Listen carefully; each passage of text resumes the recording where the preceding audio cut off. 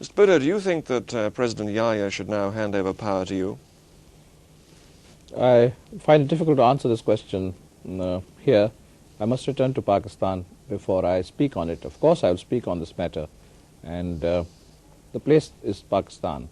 But do you think the time has now come for you to lead the country? Well, I've been elected by the people. Let's find someone else from Mars, and that's a different matter. But as far as the people of Pakistan are concerned, they have elected me as their chosen and undisputed leader a year ago. But outside Pakistan, you have said that this government has made some mistakes. Certainly. What sort of mistakes?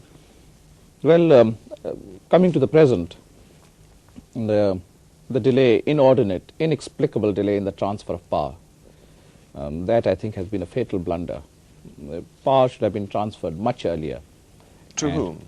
To us, to the elected people.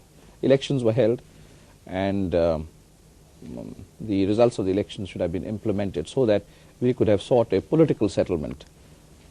If military action was necessary to crush the secessionists, I do not say that that should not have been taken. Every country takes that kind of action, but it must be coupled as soon as possible with political action, because finally there must be a political settlement. What sort of a state is Pakistan in now, do you think? In bad state, but we'll come out of it. I'm full of hope and confidence. We have already won a political victory in the General Assembly by having the whole world supporting our position, and we will salvage the wreckage. I'm quite confident of it. How would you resolve Pakistan's new position after the war now? Well, first things first, we must bring about some reforms, some fundamental reforms, give the poor people of Pakistan a better stake in their own country. Do you still regard Pakistan as one country, Mr. Bhutto? Of course it is one country. Is that realistic? Absolutely realistic.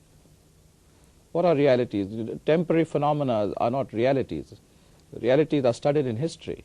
And historically, the concept of Pakistan, the ideal of Pakistan, cannot perish like this.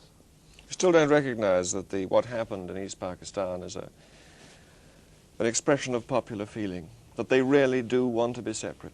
No, they wanted maximum autonomy. And the line between maximum autonomy and secession can be a thin one, or it could be made to appear to be a thin one. How would you react to any governments that recognized the new Bangladesh government? A hostile act? Well, the British people are a great people. We have great admiration for the British people. But I'm afraid the role of the government has been most partisan and unfair towards Pakistan, if I may say so quite bluntly. And this is a long story. I think They haven't defended India's action, have they, the British government? Well, the Indians were receiving missiles and arms right through the war. British factories were working night and day to provide little India pitted against a big Pakistan with arms. And weren't they just fulfilling existing contracts? Yes, contracts are fulfilled, but contracts are broken also. And in the history of diplomacy, I don't know how many contracts you've fulfilled and how many you have not fulfilled on many occasions. And we are too cynical to really talk in terms of a legal obligation. And I can give you instances where legal obligations have been broken by Britain with impunity. And that's a different story. But I think Britain thinks that, well, we divided the subcontinent, perhaps a mistake, and you're trying to atone for it by taking this position. But unfortunately, tea is a very good thing, but tea interests and all have got involved.